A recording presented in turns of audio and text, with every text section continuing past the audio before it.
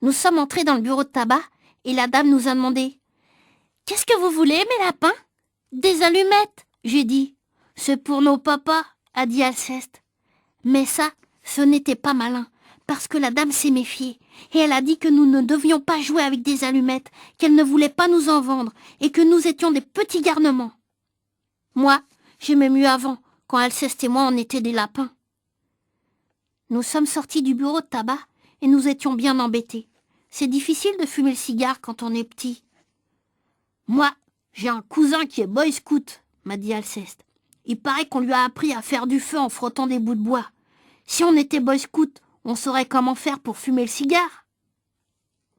Je ne savais pas qu'on apprenait ces choses-là chez les boy scouts, mais il ne faut pas croire tout ce que raconte Alceste. Moi, je n'ai jamais vu de boy scout fumer le cigare. J'en ai assez de ton cigare, j'ai dit à Alceste. Je rentre chez moi. Oui, a dit Alceste. D'ailleurs, je commence à avoir faim, et je ne veux pas être en retard pour le goûter, il y a du baba. Et tout d'un coup, on a vu par terre sur le trottoir une boîte d'allumettes. Vite on l'a ramassée et on a vu qu'il restait une allumette dedans.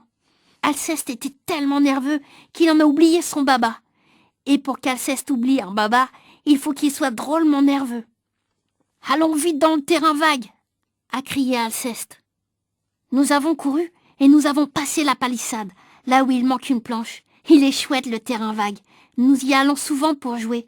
Il y a de tout là-bas, de l'herbe, de la boue, des pavés, des vieilles caisses, des boîtes de conserve, des chats et surtout une auto. C'est une vieille auto, bien sûr. Elle n'a plus de roues, ni de moteur, ni de porte. Mais nous, on s'amuse bien là-dedans. On fait vroom vroom. Et on joue aussi à l'autobus. Ding ding! Fin de section, complet! C'est terrible. Nous allons fumer dans l'auto, a dit Alceste.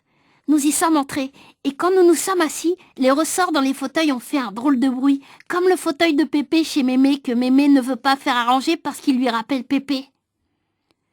Alceste a mordu le bout du cigare, et il l'a craché. Il m'a dit qu'il avait vu faire ça dans un film de bandits. Et puis, on a fait bien attention de ne pas gâcher l'allumette, et tout s'est bien passé. Alceste, comme le cigare était à lui, c'était lui qui commençait, aspirait en faisant des tas de bruit. Et il y avait beaucoup de fumée. Le premier coup, ça l'a surpris Alceste. Ça l'a fait tousser et il m'a passé le cigare. J'ai aspiré moi aussi et je dois dire que je n'ai pas trouvé ça tellement bon.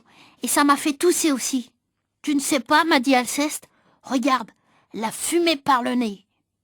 Et Alceste a pris le cigare et il a essayé de faire passer la fumée par son nez. Et ça l'a rudement fait tousser. Moi, j'ai essayé à mon tour et j'ai mieux réussi. Mais la fumée m'a fait piquer les yeux. On rigolait bien. On était là à se passer le cigare quand Alceste m'a dit « Ça me fait tout chose, je n'ai plus faim. » Il était vert, Alceste. Et puis tout d'un coup, il était drôlement malade. Le cigare, on l'a jeté. Moi, j'avais la tête qui me tournait et j'avais un peu envie de pleurer. « Je rentre chez ma maman, » a dit Alceste. Et il est parti en se tenant le ventre. Je crois qu'il ne mangera pas de baba ce soir. Je suis rentrée à la maison aussi, ça n'allait pas très fort. Papa était assis dans le salon en fumant sa pipe, maman tricotait, et moi, j'ai été malade.